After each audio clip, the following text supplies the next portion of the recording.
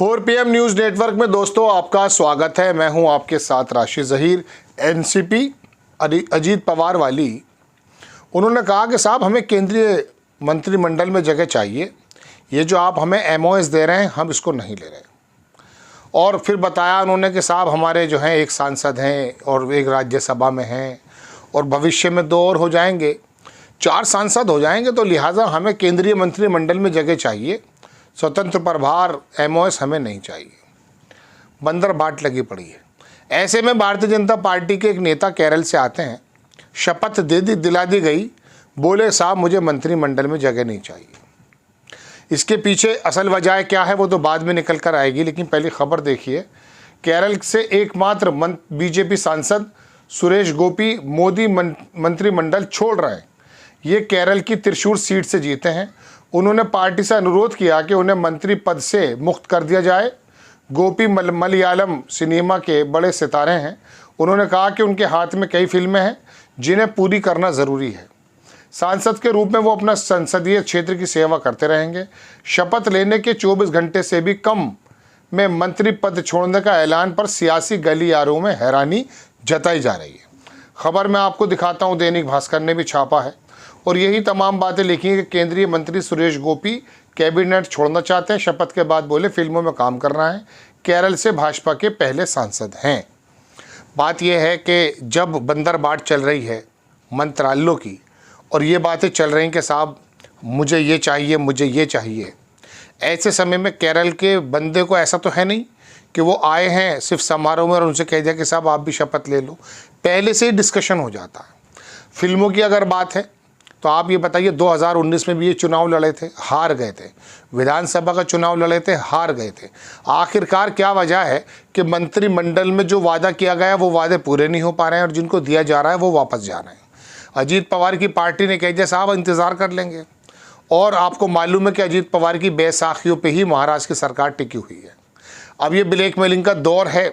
केरल का एकमात्र MP जीता हुआ, हालांकि मंत्री और बने हैं वहाँ, तो कहने का मेरे मतलब ये है कि ऐसी क्या वजह रही कि आप पहले शपथ ले लेते हैं और शपथ लेने के बाद कहते हैं कि साहब मैं छोड़ रहा हूँ मंत्री पद। इसका मतलब ये है कि सब कुछ चंगा सी नहीं है। मैंने तमाम अखबारों की प्रतियाँ टटोली और महसूस किया कि आखिरकार क्या वजह हो सकती है। उस केरल, उस तमिलनाडु में जहाँ भारतीय जनता पार्टी का थोड़ा सा वोट परसेंटेज भी बढ़ा है और वहाँ पर वो अपने कदम बढ़ाना चाहती है, ऐसे समय में वहाँ मंत्री का होना बहुत ज़रूरी है। पहला बंदा जीता है तो उसको तो मंत्री पद मिलना ही चाहिए। तो कौन सी बदमज़गी पैदा हो गई जिसकी वजह से भारतीय जनता पार्टी के द्वारा, सरकार के द्वारा ये मंत्री पद दिया गया और दूसरे दिन बोल रहे हैं कि साहब मैं छोड़ रहा हूँ। और वजह बताई जा रही है कि साहब फिल्में मेरे हाथ में। तो 2019 मशहूर एक्टर हैं, इनकी बेटी की शादी में भी आपको याद होगा मोदी जी पहले गए थे, वही वाली वेशभूषा पहनी थी केरल वाली। दरअसल शादी में जाना और वेशभूषा पहनना ये कोई बड़ा काम नहीं है। बात यह है कि उस तमाम रीजन को टारगेट करना अपनी वोट की राजनीति से। वहाँ पर केरल के अंदर जो चीफ मिनिस्टर हैं पिनराई विजयन है शायद, हाँ, तो उनका एक पुराना सपना था, पाइपलाइन में है वो, सिल्वर लाइन करके उनकी मेट्रो, उसको तो तरजीह बहुत ज़्यादा दी नहीं गई, पहले से स्टार्ट की हुई उन्होंने। लेकिन जब वहाँ पर गए मोदी जी तो वहाँ पर अधबनी ट्रेन का, वो जो बनाई गई है ट्रेन मोदी जी की तरफ से, वहाँ से आधी ट्रेन लेकर के फ़ौरन केरल में लगा दी गई और ये दिखाया गया कि देखिए हम केरल में काम करना चाहते हैं। जाहिर सी बात है, जब अपनी जगह ज़मीन कमज़ोर होती है तो दूसरी जगह आदमी जो है अपने वज़न ढूंढता है, अपनी जगह ढूंढता है। लेकिन बात यह है कि ये खाली ये बात सोचना कि फ़िल्मों में काम था तो विधानसभा क्यों लड़े थे, 2019 का लोकसभा चुनाव क्यों हारे थे।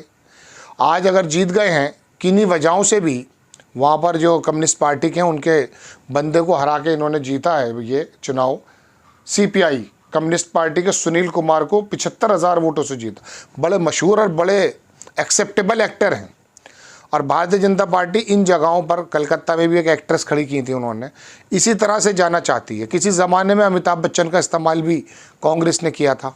और कांग्रेस के जो सीनियर नेता हैं मुरलीधरन, वो भी सीट से लड़ रहे थे, तीसरे नंबर पे वो आए हैं। वहाँ CPI और कांग्रेस का वोट बंटवारा हो गया। जिस वजह से भारतीय जनता पार्टी को यहाँ जीत दर्ज करने का मौका मिला। अदरवाइज़ वहाँ पर कोई सीट भारतीय जनता पार्टी की आती नहीं। अब जीत गए थे तो मंत्री पद देना इसलिए ज़रूरी है कि ज़मीन बन जाएगी। अब ये पीछे हट रहे हैं, मर्ज़ी के मुताबिक मंत्री पद नहीं मिला है, MOS मिला है, केंद्र में नहीं गए हैं, कैबिनेट में नहीं रखा गया है, क्या वजह है, ये तमाम चीज़ें अब निकल कर के आएंगी। शपथ समारोह कल हुआ है, अब धीरे धीरे आपको पता चलेगा कि कौन कौन बंदा किस प्रकार से करवटें बदल रहा है। वैसे भी मोदी जी इस समय जो हैं बहुत ज़्यादा एक परेशानी में इन्वॉल्व हैं। उम्मीद करते हैं कि जैसा कि लोग बता रहे हैं कि शायद 272 का आंकड़ा वो जल्दी पालेंगे। वो किस प्रकार से पाएंगे वो अमित शाह की सीनियरिटी और उनके तजुर्बे पर डिपेंड है।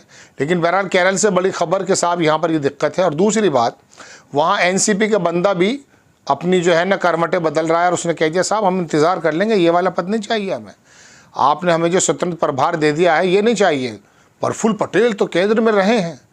अरे प्रफुल्ल पटेल तो गाड़ियों में कुछ बेचा भी करते थे भाई, उनके फ्लैट छूट गए, यही बहुत बड़ी बात है।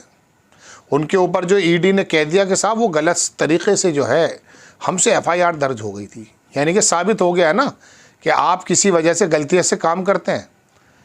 आपने लोगों को, बेकसूर लोगों को भी जेल में डाल रखा होगा फिर तो, जब आप प्रफुल्ल पटेल के मामले में ऐसा कह रहे हैं। अभी तो सरकार ही बनी है, फ़ौरन ही सरकार बनने से एक दिन पहले एक दिन बाद फ़ौरन ये काम शुरू होना है।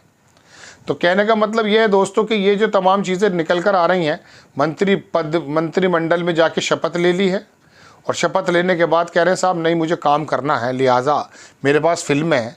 तो फिर ये काम क्यों कर रहे थे, लड़ भी रहे थे चुनाव, तो इसके पीछे कोई ना कोई वजह निकल रही है। वो तमाम लोगों की जो बातें हैं ना अब धीरे धीरे निकल कर आएंगी। अब आप ये भी मत समझिएगा कि अब मंत्री बन गए हैं, प्रधानमंत्री बन गए हैं मोदी जी, अब जाहिर सी बात है सरकार से तो सवाल पूछे जाएंगे। सरकार के अंदर जितने भी लूपहोल्स हैं और जो भी उठापटक चलेंगी उसके बारे में तो आपको अवेयर किया जाएगा। हम तो ये कामना करते हैं कि प्रधानमंत्री अपना शानदार काम करें, जो 2 कार्यकालों में अगर ना भी कर पाए हों विपक्षियों के अनुसार तो भविष्य में अच्छा काम करें। लेकिन जो बातें हैं वो तो निकल करके सामने आएंगी ना। बहरहाल अब बात यह है कि मंत्री पद की शपथ ली और छोड़कर चले गए। अब कितने लोग छोड़कर जाने वाले हैं, कौन कौन लाइन में लगे हुए हैं, ये मैं आपको बताऊंगा। और ये भी आपको बताने जा रहा हूँ अगले एपिसोड में कि नीतीश कुमार के 12 सांसद और जनाब-ए-मन नायडू साहब के 16 और 2 जो पवन कल्याण की जो है वो 18 के करीब हैं। तय ये हुआ था हर तीसरे सांसद पे ऐसा बताया जा रहा था कि केंद्रीय मंत्री का पद मिलेगा, लेकिन वहाँ 2-2 में शांत करा दिया गया है। अब उन लोगों की क्या क्या बातें निकल कर आ रही हैं ये भी आपको बताने जा रहा हूँ। आपको खबर कैसी लगी अपनी राय कमेंट्स बॉक्स में ज़रूर दीजिए। चैनल को सब्सक्राइब कीजिए, शेयर कीजिए। नेक्स्ट टाइम मैं किसी खबर के साथ हाजिर होता हूँ। जय हिंद।